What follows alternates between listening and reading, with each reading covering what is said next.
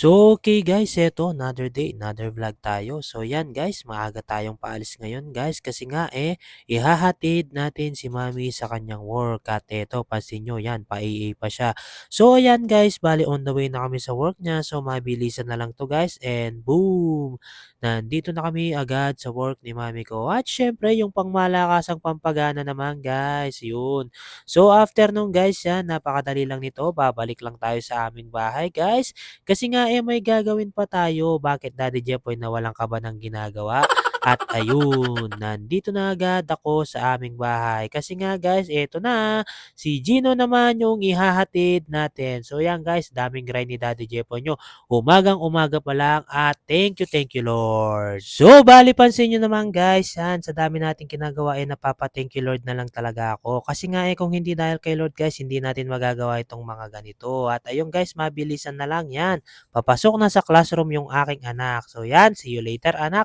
At eto pa yung pinakamasarap guys, yan, dahil 2 hours nga yung pasok ni Gino, sesegue muna tayo ng car service. Ay, opo, tama po kayo, wala po tayong sinasayang na oras. At ayun, mabilisan na lang at nandito na tayo kung saan natin susunduin yung aking mga sinaservice. So yan guys, mga suki ko na yan, sila ma'am, yan. Thank you po palagi. At shoutout po pala ulit kay ma'am yan. Nakaka-bless siyang kausap. Grabe. Thank you po palagi and ingat po kayo and God bless you po. At ayun, nandito na kami sa aming village. So after nga nung guys, ito yung pinakamasarap. May special guest tayo ngayon. Yan! Si Mr. Bokyo.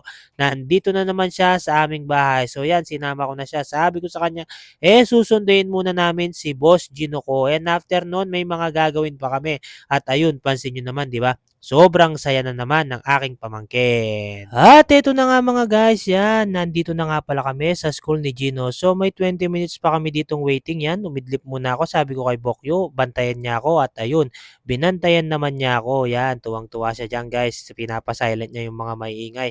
And after nun, yun, yung anak ko lumabas na rin. So yan, alam nyo na ang gagawin natin mga bata. Sesegue tayo ng mga konting paninda. So, dali-dali na nga kaming pumunta dito sa palengke guys, yan, para kumuha lang ng fish cracker. Sayang, walang chicharon, tsaka macaroni cracker. So, yun na lang muna yung nakuha ni Daddy Jepo nyo. And after nung guys, yan, bumili na rin ako ng tube ice kasi nga yung nagde-deliver natin ay hindi nakapag-deliver. So yan, dumiskarte na lang tayo kasi mahirap talagang mawalan ng panindang tube ice guys. At alam nyo ba mga guys, fast moving sa akin talaga yung tube ice kaya ayokong nawawalan. So yun, mabilisan na lang guys kasi nga dahil binilisan ko na rin diniskarga ito para akin ng makilo. So yan, tuloy-tuloy lang ako dito guys. Yan, rinipack ko na yan. Kailangan mabilisang galaw lang kasi medyo natutunaw na pagdating ko dito sa bahay.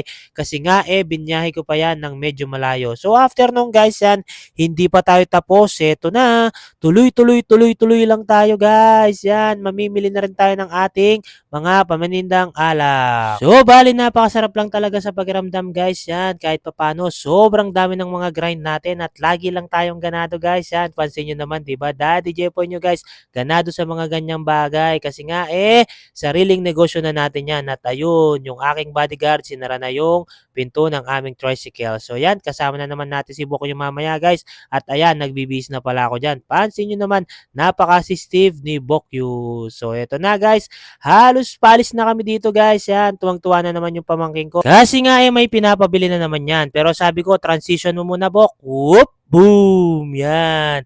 Nandito na kami sa bilihan ng alak. So yan guys, dali-dali ko na rin kinarga yung mga pinamili nating alak guys. Yan, tuloy-tuloy lang tayo, di ba? Pansin nyo naman guys, napakasarap lang talaga sa pakiramdam na lagi tayong maraming ginagawa. Yan, lagi ko na lang sinasabi guys. Kasi nga ginawa ko talagang habit yan. Talagang gustong gusto ko yung aking mga ginagawa. Actually, sobrang init dyan guys. Pero okay lang yan. Kinatutuwa ko naman yan guys. Basta lagi lang tayong tuloy-tuloy sa ating negosyo. At ayun, ako na rin yung magdidiskarga niyan guys. So tuloy-tuloy lang Daddy Jepo nyo. Sana ma-inspire ko kayo kung paano yung mga galawan ng isang simpleng Daddy Jepoy. So mapapansin nyo naman guys, more on talaga physical na lakas yung ginagamit ni Daddy Jepo nyo at mga konting diskarte lang guys. Yan, dyan lang yung specialty ni Daddy Jepo nyo guys. So kailangan gawin lang natin yan na tuloy-tuloy lang tayo. So ayan, patapos na ako guys. Yun, nag-A pa yun. So ito, water break lang tayo at syempre, bye-bye! Finger heart kayo sa akin and God bless you po!